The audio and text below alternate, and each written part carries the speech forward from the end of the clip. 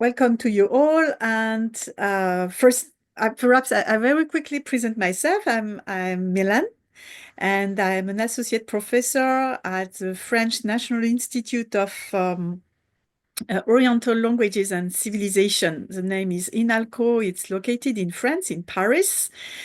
And I'm very happy to participating in the Polyglot gathering this year. I will present to you my project for the classroom today. And but first, I would like to have a very quick overview of you all. If you could just present yourself very quickly, tell me which language you are learning or practicing, and why you are interested in that classroom. I could just present myself very shortly. My name is Tanu Biswas. I'm an associate professor in pedagogy at the University of Stavanger, where I'm joining from today from the University Cafe. I'm interested in well, there are many languages that I speak, as many people in this gathering, and French is one of them.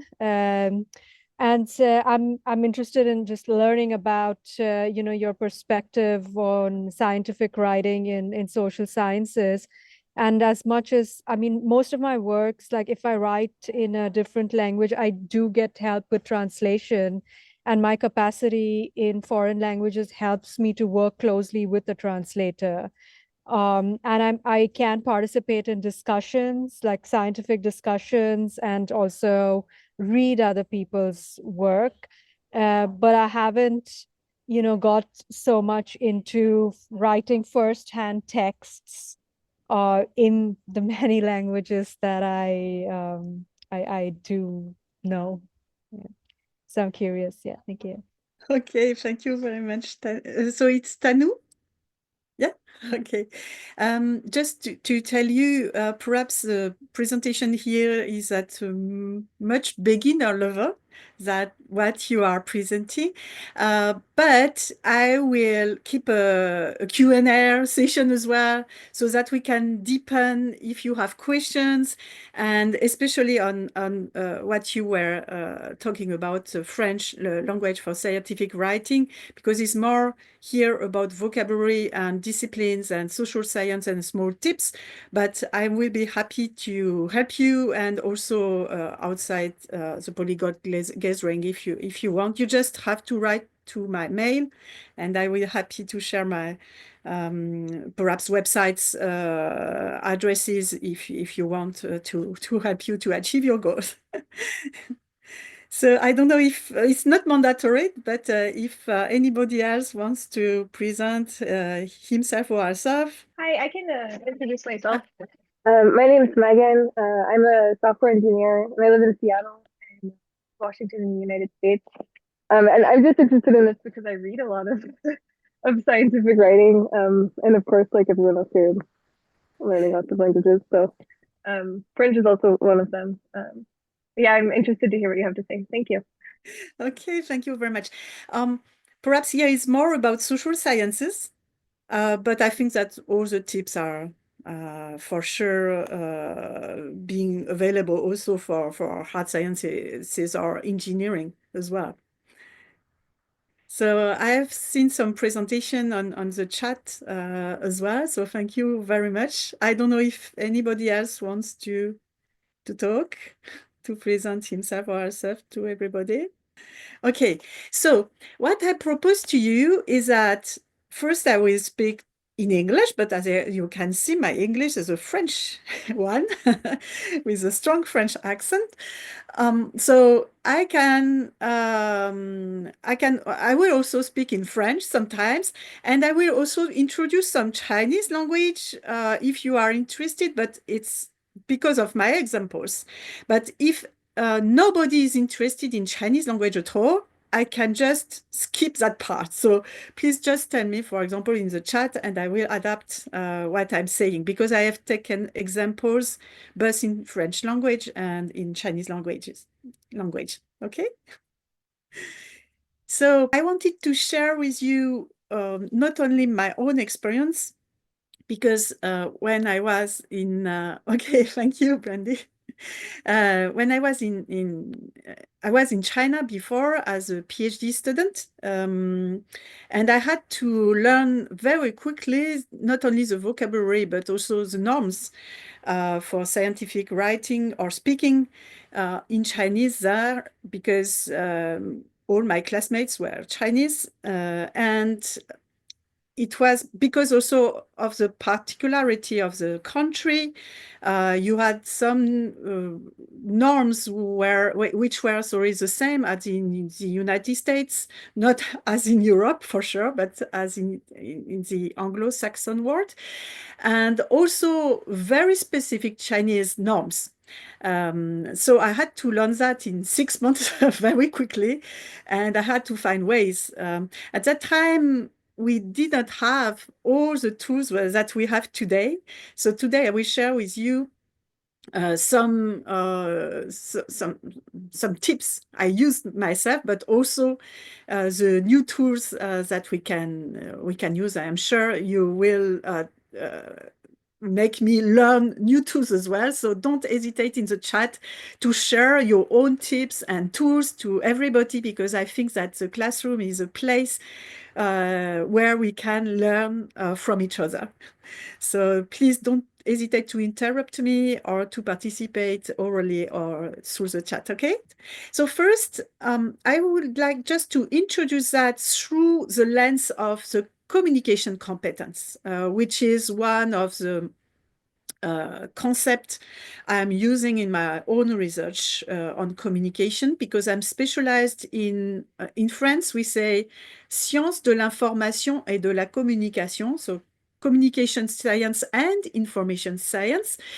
And we use sometimes that concept. That concept is, this one, in fact, comes from the United States and from anthropology as well as linguistics mostly. So first, let me give you a very short description or definitions of what competent communication is. So we say communication competence or competent communication or communicators. So competent communication is the ability to engage in both appropriate and effective interpersonal interaction. So it's a concept used mostly in psychology and in education. What is very important here is to retain that we have to achieve both. First, we have some goals. We want to have effective communications with the others through writing or speaking. So we have some goals and we want to reach our goals. And at the same time, we have to communicate in an appropriate way, which means that we have to respect the rules, the norms of the situation of the communication in which we are embedded. So the second definition gives us more details about what the appropriate communication may be. So Gumperz, I think you know this very famous sociolinguist, said that whereas linguistic competence covers the speaker's ability to produce grammatically correct sentences, communicative competence describes his ability to select from the totality of grammatically correct expressions available to him forms which appropriately reflect the social norms governing behavior in specific encounters. So what is very important in communication is our competence and ability to select from a repertoire some forms which are more appropriate than other ones for one situation, not only one context, but really one situation. And for that, I will use here, a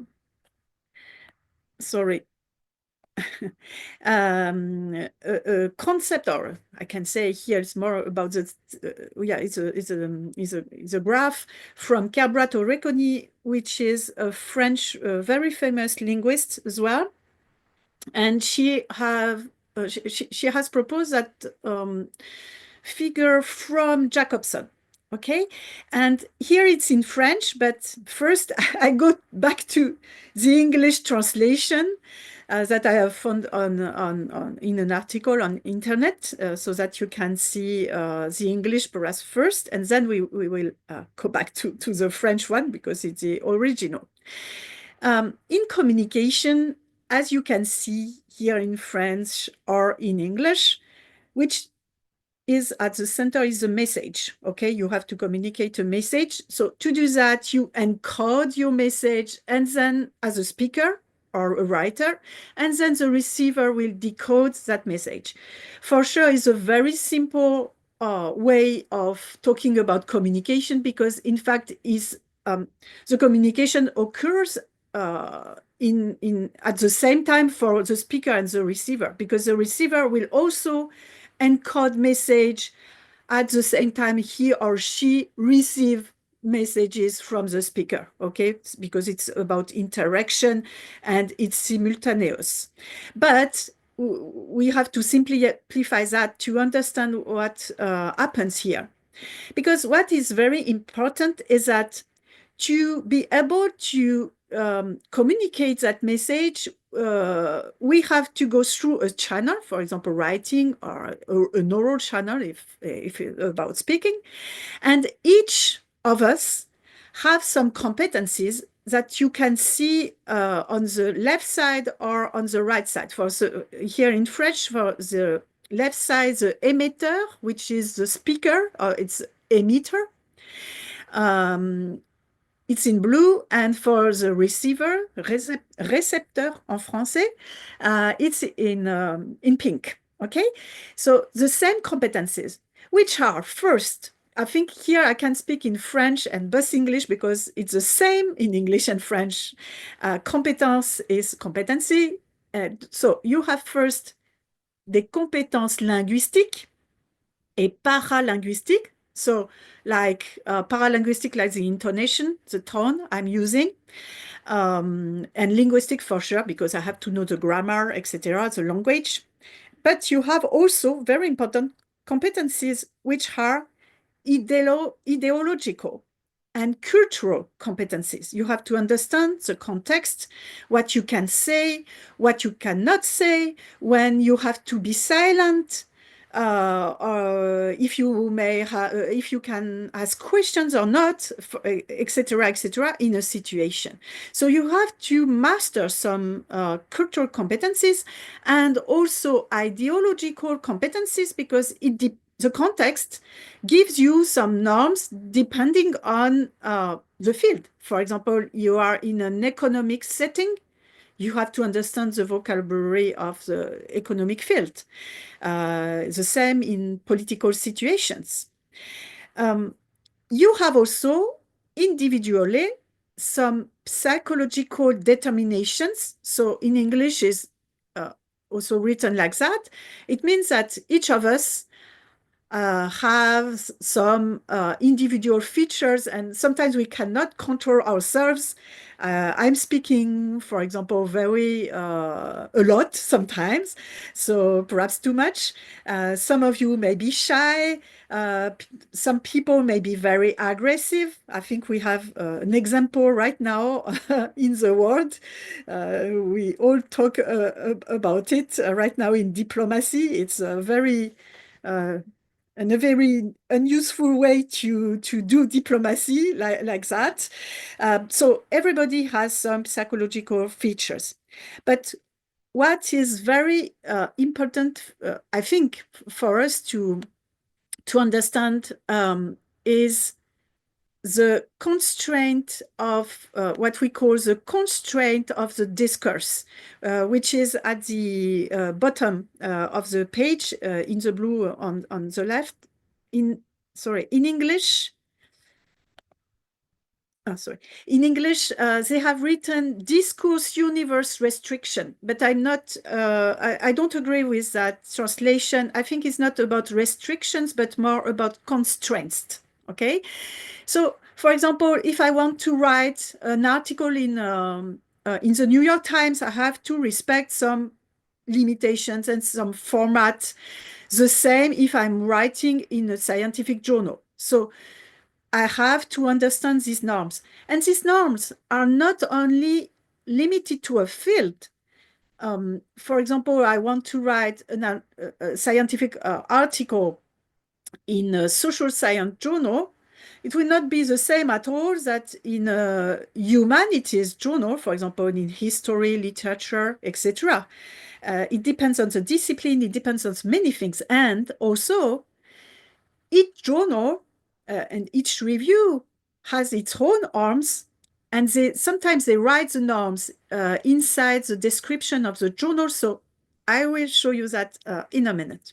Okay, so I just I wanted to insist on that because I think that when we understand how communication occurs, we can really make ourselves better learners, because we will understand which norms we have to learn very quickly. So how to understand the scientific production model? Because if I go back to that graph, you can see that because of the discourse constraints in certain settings, we have to produce according to some models. So people expect from us some communication competencies so that we can be appropriate to a model. Okay, so it's about expectations from the others. So the others are the reviewers of the article you want to write.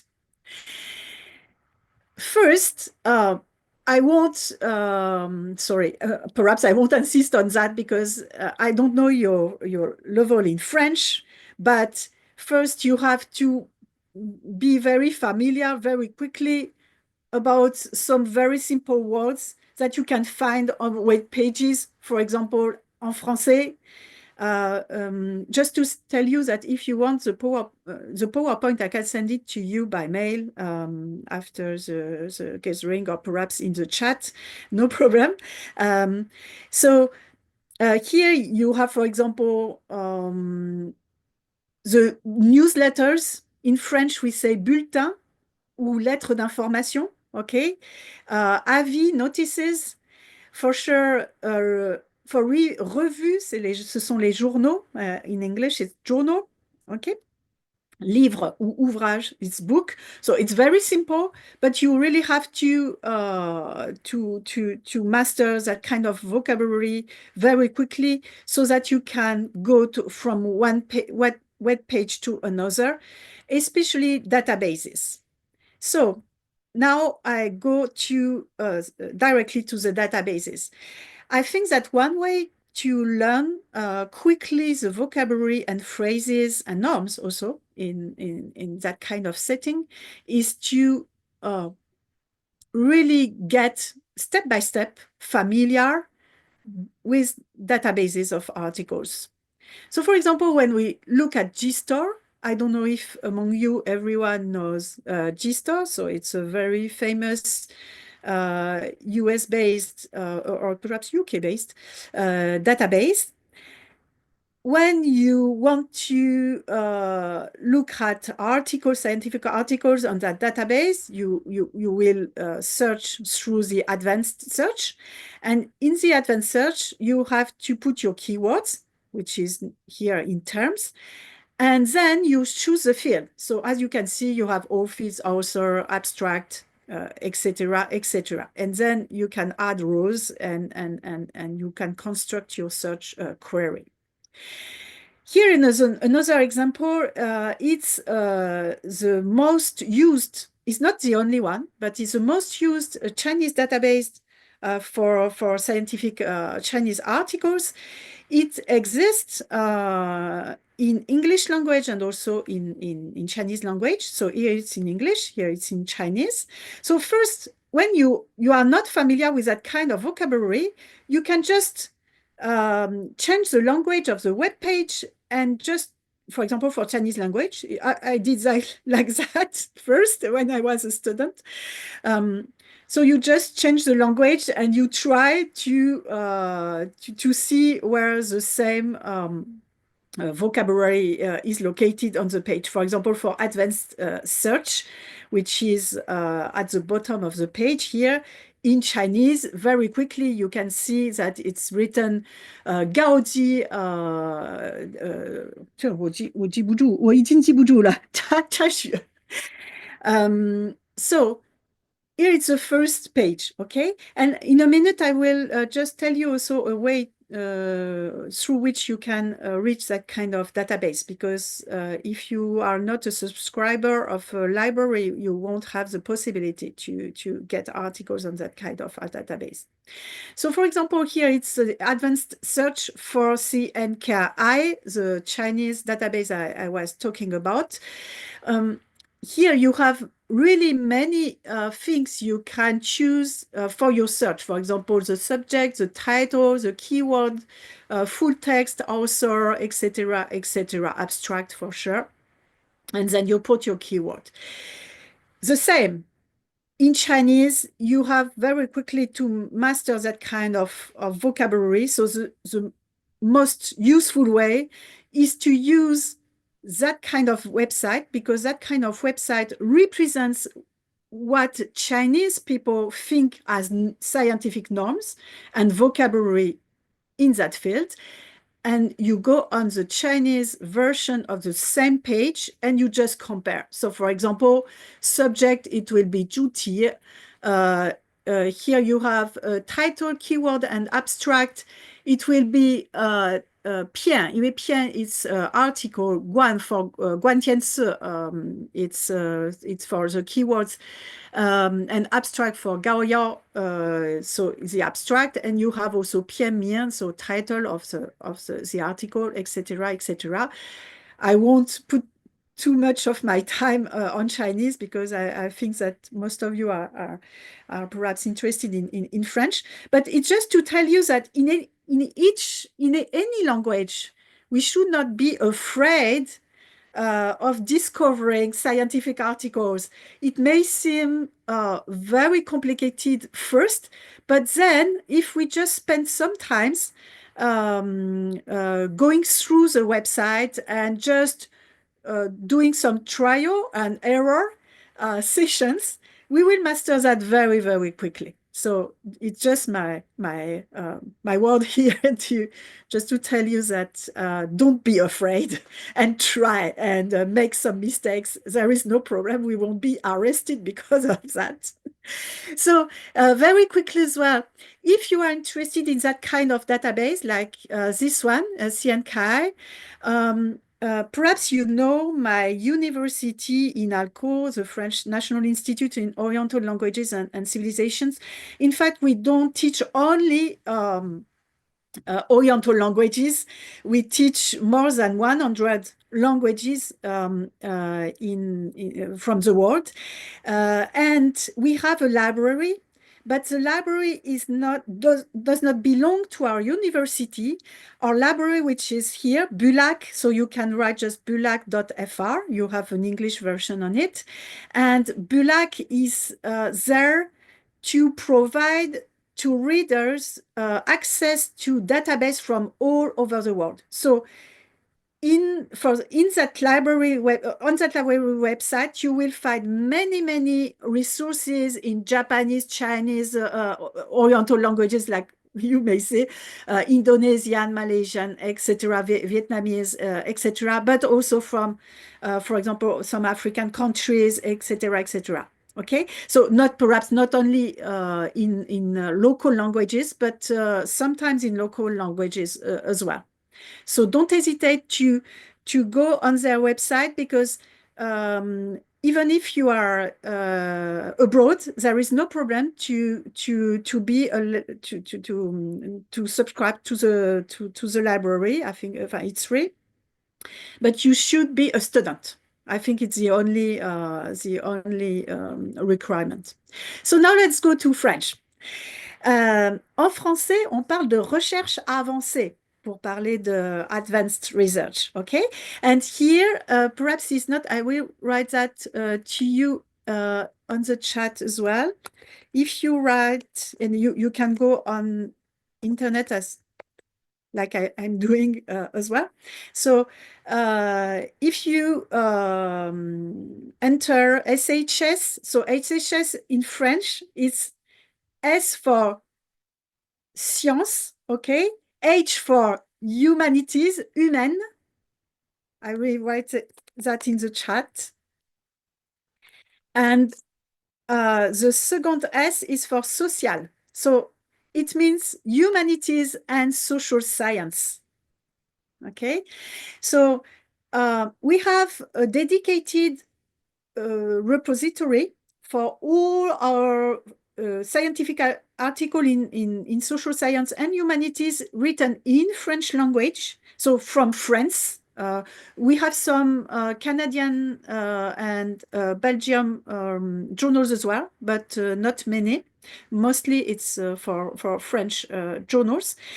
And if you go, sorry, if you go so on the website and you look at recherche avancée, you will see that in French, you may have some, you may put your keywords for full text, text intégral, means full text. The second is résumé, abstract, okay? Bibliographie, it's bibliography, references. Titre de la revue is revue. I think you can remember. Anybody can tell me what revue means? Because it's not the same sense as same meaning as in English. Une revue, qu'est-ce que c'est? It's a journal. Yeah. So titre de la revue, it's a journal title. And titre de l'ouvrage, ouvrage, you remember? You know it already. Perhaps it's too easy for you. The book. Yeah, so book title, okay, and then article title and discipline. So discipline is like disciplinary, and we have the same word in English as well, even if perhaps the meaning is not exactly the same in English. Sometimes it's more about areas of study areas. In French, we have one word which is discipline. So discipline may be history, sociologie, histoire, sociologie, sciences politiques, etc., etc. Now, let's go to discipline. If you want to acquire some phrases and vocabulary, it's not only about writing scientific article, it's more first understanding the norm inside a discipline. Okay, so you have to understand disciplinary approaches in the language you want to learn. And you can do that by going through databases. For example, if I go back to GSTOR, and I just write not in the advanced search, but in the simple search, basic search area, social sciences, I may have that kind of results. Okay, here you can see the first journal article, the social sciences in the Philippines. And second, history and the social sciences, the longue durée. So through already just the description, you may acquire some vocabulary and phrases, and mostly the approach, because it's really that which is the vision which is important. When you have a journal which title is, for example, Philippine Studies, you may expect to have many articles in various social sciences, perhaps also humanities, and all about Philippines. But for the second example I have here, history and the social sciences, the longue durée, you can see here that you have a name review and then Fernand Braudel Center, okay? And you have in the title a word in French, the longue durée. And you have also Fernand Braudel, the name of a person, what you will have to do very quickly is to search for people on the internet, for example, on Wikipedia, etc., to understand who they are. You have here a word, not a word, but a phrase in French, the longue durée. It's strange because the journal article is written in English, all is in English. Anybody knows about Fernand Braudel or history in France? No? Okay. So when I see that, as a French, even if I'm not an historian at all, but I know that name, if I'm not a French, I will be expecting something very special because there is a phrase written in French, okay, the longue durée. It means that the researcher thinks that it is a concept that may not be translated, okay? We cannot translate that concept in English. It should stay in the French language. Fernand Braudel, he's a very famous French historian who has, make some shift in the European history studies because he tried to study civilizations. He said cultural areas, aires culturelles, from different social sciences and from the historical approach, but by mixing all the social sciences and trying to study them through the longue durée, that means a very long time. So at that time, history in the United States as well, in France, in Europe as well, it was the same. History was marked by events. We were studying history through great events, great characters, etc. And he said, no, events are only what we can see appearing, but the transformation of the society, of the political context, etc., it occurs through a very long time. And sometimes it's not visible. It's just like, like an earthquake. When you have an earthquake, it's only the result of many mini signs we may have before. For Fernand Braudel, the event is only like an earthquake occurring what it can be visible. But before you have some signs, sometimes it's not really visible, but we can study them through the longue durée, okay, in history. And Fernand Braudel is one of the French social, I can say social thinker. En français, on dit beaucoup les penseurs, which had some, how to say that, some impact on social science at the international level, because it was his thoughts were very original. And I think that it is one of the features of the French social sciences. And you can search for French social sciences first through databases which are located in the UK or in the US before going to the French database like that, Cairn. If you want to understand the French social science and write in French, perhaps you may first read what French people have written, famous one, have written, or if there are articles that are translated in English on some journals, you may search for them for them. And sometimes my advice, because I did that when I was a PhD student in China for the Chinese language, I think the best is to find articles that are first written in a language. For example, for me, it was in English, and then translated into, for example, Chinese for me, because the Chinese researchers who translate the article first, they are specialized in that area, so they will translate in an accurate way, sometimes and very often, in fact, with translators, with specialized translators. And also, you have them, because it will be published in a journal, in a scientific journal, so you are sure that the translation and also the reception of the article, they are validated by the scientific community. So it may be a first step, and then you can compare the buzz versions of the articles. Sometimes you don't have the mean to do that, but you can try to do it. Okay. So I just going back to now to Cairn, to the French database. So in Cairn, you can search for a very simple keyword like that. For example, I've written social science in French, sciences sociales. And then what is very interesting is that like other tools for the database, they provide you with some proposals for your keywords.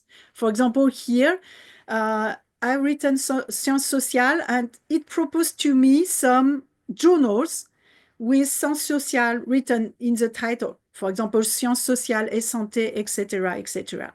Okay? Okay. And then if I just enter for sciences sociales, it will provide me with some results. OK, ici, for example, penser la paix avec les sciences humaines et sociales dans l'espace francophone, les sciences sociales au Québec, etc., etc. And I don't spend too much time here because we will go back to that in a moment. But now, just like, let's take an article at random.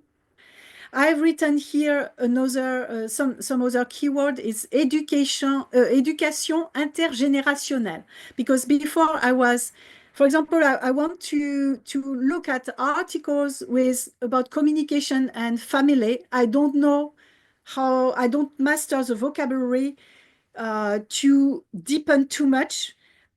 In fact, I'm searching articles about the way great-grandparents, for example, educate their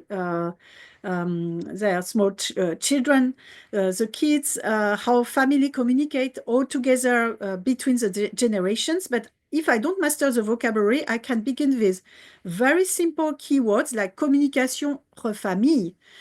And then I just click on articles where some interesting keywords reappear, like for example here, externalité de l'éducation et mobilité intergénérationnelle, application au cas français. I think for that article, it's here. I'm sure you can understand it a bit.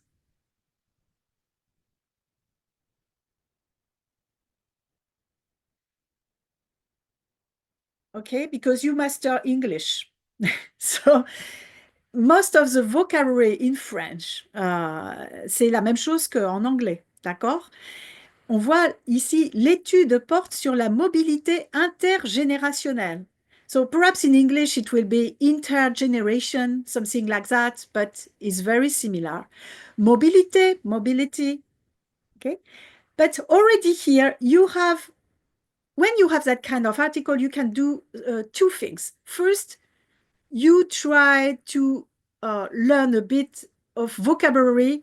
You just use your own knowledge to go further. Okay, so first you just can see some words you understand, and step by step you try to understand the others based on your first knowledge. That's the first step.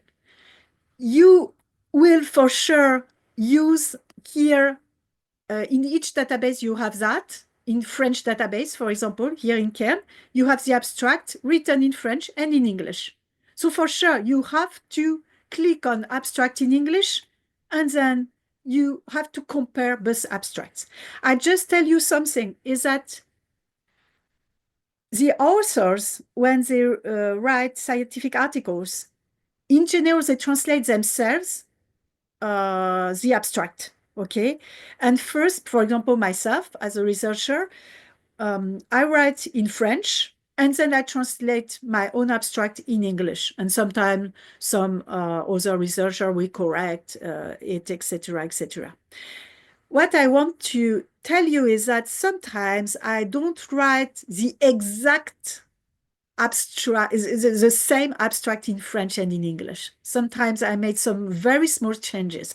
So don't think that every time you have an article with abstract in several languages, the languages will be exactly some mirrors of each other's.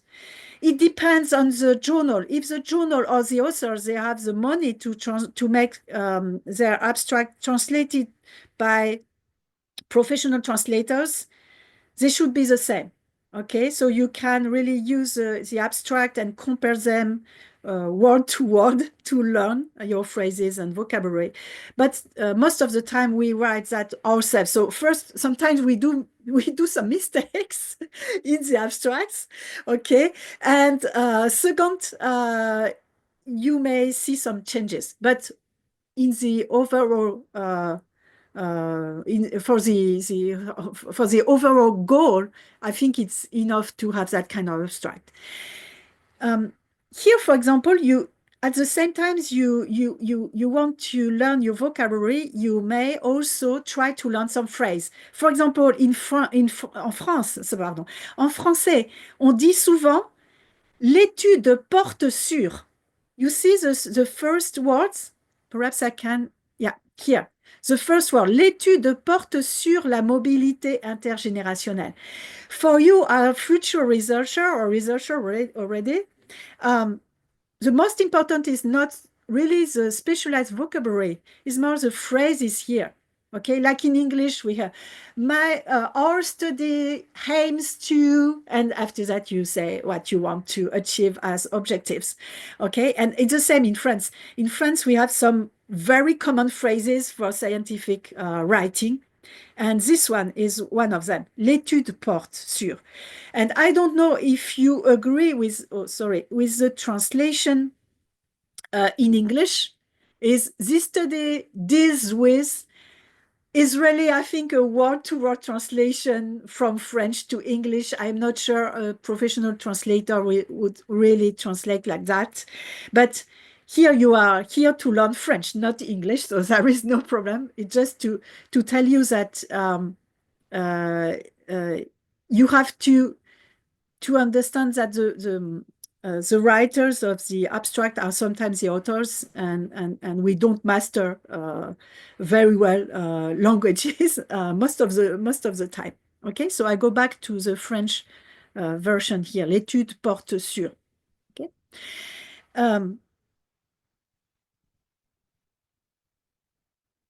Sorry, there is another phrase I can see here, for example.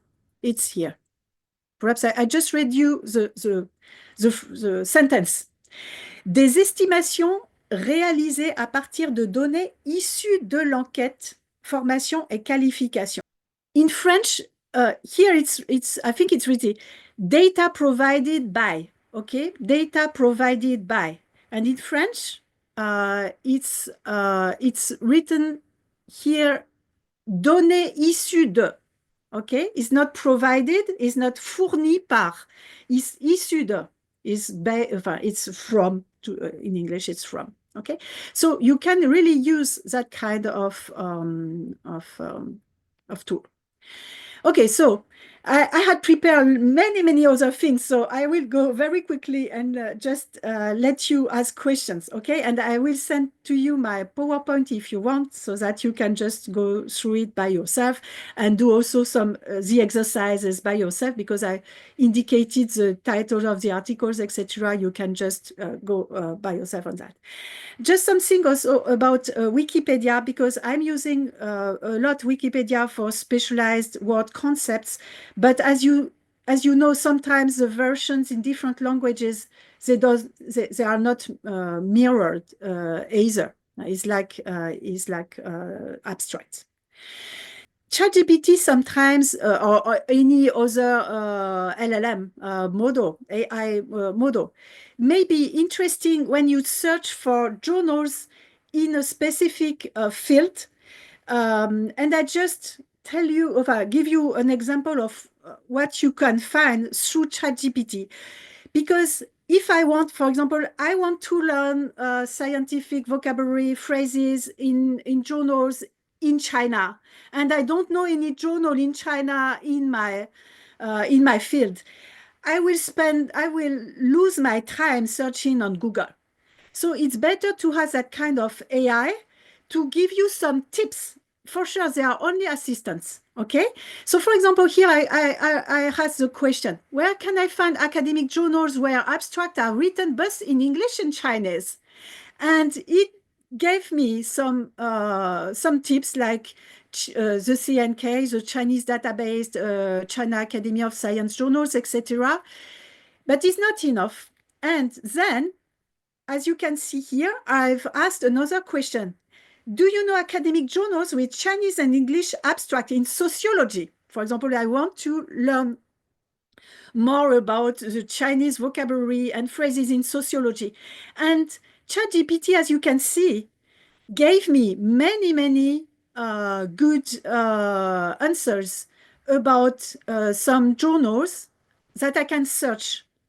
Okay, so for example, the Chinese Journal of Sociology is available, and then you can try to search for it on the internet and find articles. And then for sure you can go through Google Translation or DeepL, etc., to help you translate the articles, because only the abstracts are written in Chinese or in English, okay, and not the others. So just if I go back to my presentation, here is a Chinese Journal of Sociology. So myself, I did not know it. It's because of ChatGPT that thanks to it, that I found it, because it's available online with all the articles free in PDF. Okay, and it's the presentation exists in China, in Chinese and also English, and all the abstracts are written in English and in Chinese. But for the Chinese language, another thing is that when you use, for example, Google Translate, don't forget, because in China, you don't have, in Chinese characters, you don't have the pronunciations, which is named pinyin. And don't forget that Google Translate, when you put something in Google Translate, you have the pinyin, which is provided. So when you don't know some words, use Google Translate, because it will give you not only the translation of the abstract of the article, but also all the pins, so that you can learn the vocabulary and phrases step by step. Okay, so I don't know if it's useful for you, but it was really useful for me to use Google Translate like that. For sure, it's not for a very good translation. Okay, we are all okay with that. They are only assistants, and they are only there to help us. Last thing about the French language and French social science, pour ceux et celles qui sont intéressés là-dedans, is that going through the databases, you can really discover some features for a country. For example, if you just go through the description, sometimes only the titles of the journals in French for French social science, you will discover something in French social science, which is that we love very much qualitative studies, donc les études qualitatives, and we love very much anthropology and anthropological and social approaches in any social science. For example, in economy, we love to do anthropology in economy. Okay, it's economical and anthropology. We do also quantitative studies in economy, for sure, but we really love that. It's not like, for example, in international relations, in political science, in the United States. United States is they are very quantitative in international relations, and they use most of the time database from the UN, etc., with big numbers, etc., etc. But in France, we love qualitative studies and anthropology in international relations. So you may discover some feature in the cultural area you want to deepen through just going through the databases. Okay? Voilà. Alors, je vais passer là-dessus. I don't have the time to make you do the exercise on other resources like blogs or reports. So, for example, pour la France, we have lots of reports written by our ministries. They are not scientific in the writing, but they were based on scientific studies. They are not written in a scientific way, but they provide you with very good executive summaries that may help you to acquire very, very quickly good phrases and vocabulary linked to the discipline. Okay, for example, here it's the French Ministry of Health. We have general inspector of social and health affairs, and the inspectory directory, they provide us with lots of reports, and you have the executive summary both in French and in English. Okay, so you may use that for your own research also, and documents, not only for research. Last thing, because I don't know if you know it, I will try to copy it to the chat. I don't know if you know the Atlas Semantic. Yes or no? This one, this website? No? Okay, so I just give it to you. Tout le monde. Here. No, sorry. No, it's not that. So perhaps, so I'm sorry because I could not, I have some problem. Perhaps you just can make a copy screen, or I will send you the PowerPoint if you write to me. So Atlas Semantic is a website where you can reach vocabulaire en français. You have many languages, even Chinese. You have also Spanish, Portuguese, and you have also translation, but translation is only from some of languages, for example, English and French, and I think Spanish as well. This website is really useful for you all, because when you put a word, for example, here, goal in English, you will have here the translation. You have for the synonyms in English, okay? So aim, objective, etc. in English. You have also all the traduction in French, and also all the synonyms in French, okay? That's the first thing. And for example, here it gives you the main meaning for goal in both in English but also in French. As you can see, is but, okay, the main meaning in French. And if you see at the beginning of the page, you have different mode.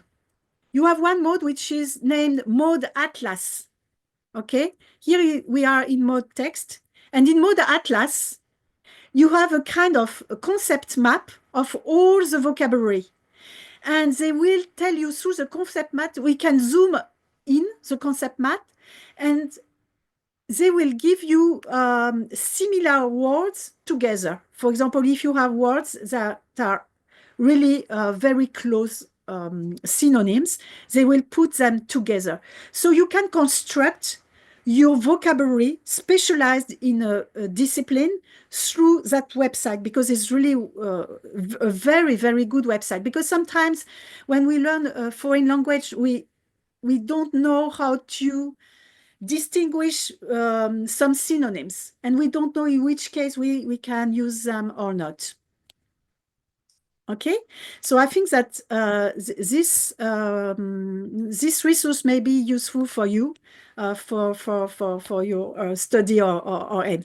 And for sure, I think everybody knows Lingui, but what I love in Lingui is not because now there is DeepL, but in Lingui, I really love the first features of Lingui, which are the comparison between websites.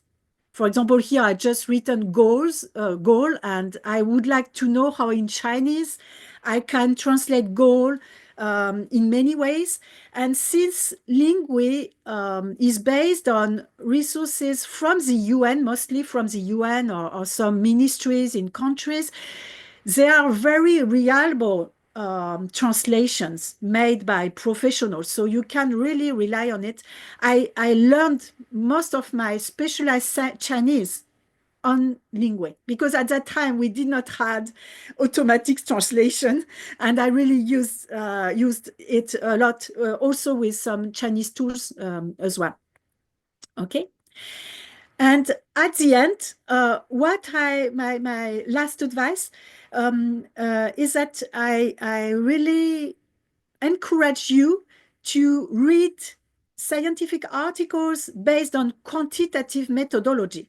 Perhaps in your research, you don't know quantitative methodology or you don't use it, but what is really good in quantitative methodology articles is that their structure is the same in any part of the world, okay? First, I've written in French here and in English, but it's the same, okay? You have first an introduction, introduction. Then you have the literature review, revue de la littérature with concepts. So the detailed concepts, the author's detailed concepts. Then you have a part, it's written, really written, methodology. And then you have the findings, résultats, en français on dit les résultats. And then you have the discussion or limitations, or sometimes bus, discussion. Et en français, c'est la même chose, discussion et limitation. Et après, vous avez la conclusion. So when you have an article, I don't have the time to, because I prepared some articles for you to compare, but I don't have the time to do it, but you can do that by yourself as exercises, and you will find that it's very easy to learn the vocabulary since we have the same structure, even if it's not the same article. Okay, if it's on the same topic, the same subject, you will learn very, very quickly because you have a very clear space.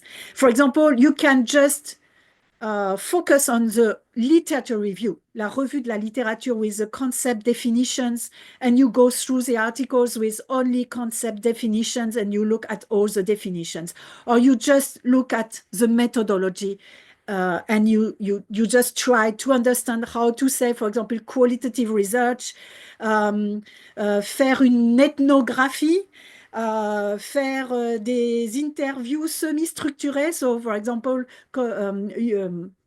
doing semi-structured interviews in qualitative methodology, you will learn that very quickly if you go through the same kind of structured article. Okay? Yeah, so I'm really sorry because I did not have the time to make you do some exercise. I don't know if you have any questions, so please feel free to ask me questions if you have that. And if you don't have any question, I free you because I'm really sorry. I'm using a lot of your time this evening. Ok, merci beaucoup. Voilà, et puis je n'ai pas beaucoup parlé en français, mais je le fais à la fin. Donc bon courage à tout le monde. Et j'espère que voilà, vous aurez eu le temps d'apprendre un petit peu des choses, j'espère. Et n'hésitez pas à me faire des petits retours. Voilà. Oui, pour le PowerPoint, alors je vais le mettre dans le chat. Or I can put the PowerPoint right now in the chat, okay? If you just wait 1 minute, I'm doing that right now. So I just want to tell you that I'm very, very busy at my department. So if you cannot reach me, if I don't answer once, don't hesitate to write to me twice or 3 times, because sometimes I have so many mails, I don't see all the mails. So don't hesitate to just ask me again, okay? So I will be very happy to share my small tips with you.